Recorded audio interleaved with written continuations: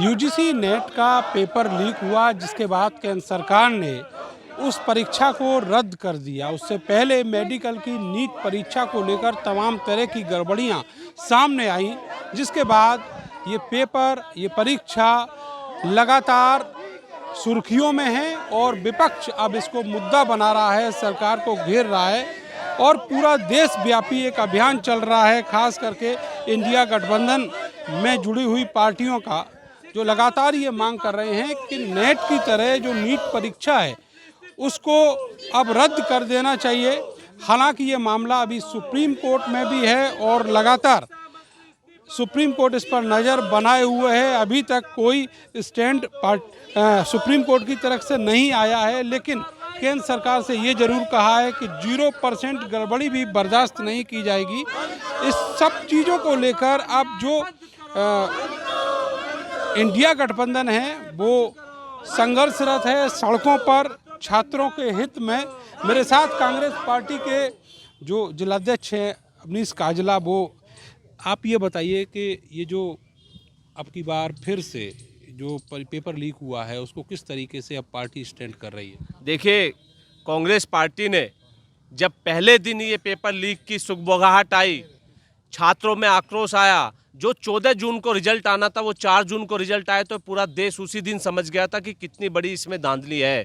ये हमारे देश के भविष्य, जो एक डॉक्टर जिसको भगवान का रूप मानते हैं, अगर वहाँ धांधली होगी, उन परीक्षाओं में पेपर लीक होंगे, और जो उत्तर प्रदेश में भाजपा शासित राज्य हैं, उत्तर प्रदेश, बिहार, महाराष्ट्र, तमाम जगह जो पेपर लीक के सारे केस सामने आए हैं, तो ये परीक्षा दोबारा होनी चाहिए और नीट में जितने दोषी हैं उन पर सख्त सख्त कार्रवाई होनी चाहिए। शिक्षा मंत्री को नैतिकता के आधार पर उनके अंदर अगर थोड़ी बहुत भी शर्म है तो इस्तीफा दे देना चाहिए। अच्छा, ये बताइए कि इससे पहले भी बहुत सारी परीक्षाएं लीक हुई, वो चाहे उत्तर प्रदेश में हो या फिर केंद्र सरकार में जो परीक्षाएं, उनमें भी गड़बड़ियां मिली हैं। तो अब आप लोग जो हैं इसको किस तरीके से पॉलिटिकल मुद्दा भी बना रहे हैं। देखिए, हमारे घोषणा पत्र में था, पेपर लीक को लेकर साफ स्पष्ट था कि अगर पेपर लीक के ऊपर एक ऐसा कानून, अगर इंडिया गठबंधन की सरकार बनती, कांग्रेस पार्टी की सरकार बनती, तो हमने अपने न्याय पत्र में भी पेपर लीक को बताया था कि किस तरीके से हम इसको रोकेंगे।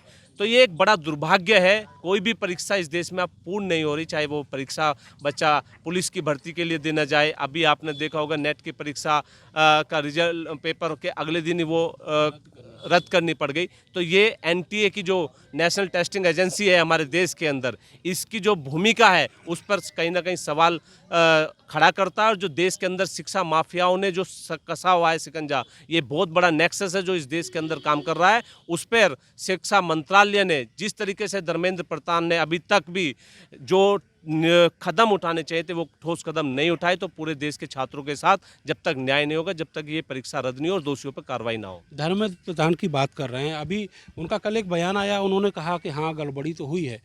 तो क्या आप मान रहे हैं, यहाँ पर क्या डिमांड कर रहे हैं सरकार से। अगर उन्होंने खुद मान लिया कि गड़बड़ी हुई है तो नैतिकता के आधार पर इस्तीफा तो बनता है, फौरन इस्तीफा दे देना चाहिए।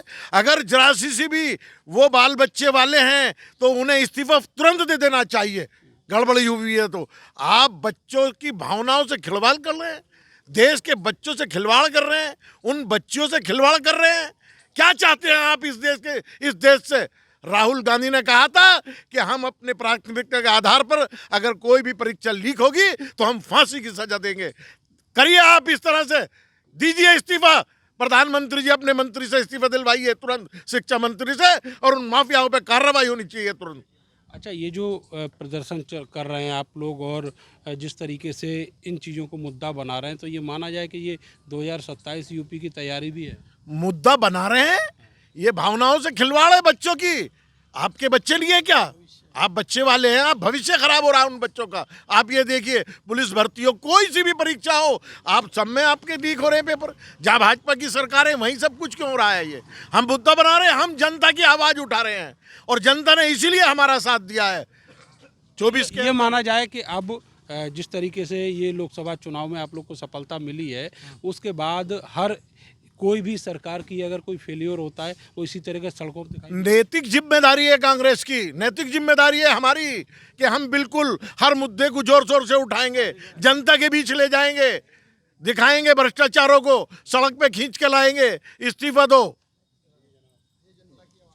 तो आप देखेंगे कि बहुत बड़ी तादाद में आज जो कांग्रेस और दूसरी पार्टियों के जो लोग हैं यहाँ पर पहुँचे हुए हैं और लगातार जो प्रदर्शन है वो चल रहा है। यहाँ पर जो छात्र सभा के लोग हैं, आप भी आए हैं इस धरने में प्रदर्शन करने के लिए? जी, मैं बिल्कुल आया हूँ और मैं समाजवादी पार्टी की छात्र सभा का महानगर अध्यक्ष हूँ।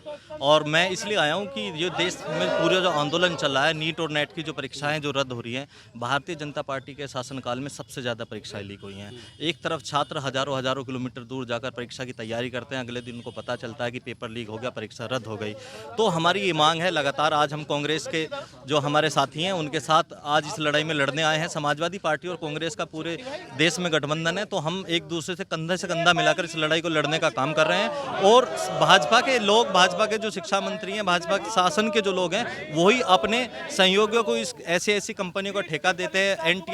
एनटीए पहले से बहुत ज़्यादा बदनाम है। मैं बता दूं, एनटीए जब ऑनलाइन नेट का एग्जाम कराती थी तो लगातार ऐसे लोग नेट जेआरएफ क्वालिफाई कर गए हैं जिन जो योग्य भी नहीं है उस चीज़ के लिए। तो एनटीए तो पहले से ही बदनाम है। मैं खुद नेट का पेपर दे के आया हूँ और मैं अगले दिन मुझे पता चला कि मेरी परीक्षा का जो पेपर रद्द हो गया है, तो मैं बहुत ज़्यादा आहत हुआ।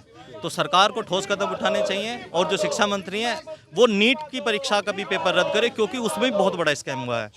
तो जो केवल नेता ही नहीं, कार्यकर्ता नहीं, जो विक्टिम हैं वो भी यहाँ पर बैठे हुए हैं और लगातार प्रदर्शन कर रहे हैं। मांग यही है कि जैसे नेट की परीक्षा सरकार ने रद्द की है गड़बड़ियों के चलते, पेपर लीक के चलते, उसी तरीके से जो नीट की परीक्षा है वो भी रद्द होनी चाहिए। कैमरा सहयोगी सानू के साथ मैं नरेंद्र, भारत समाचार, मेरठ।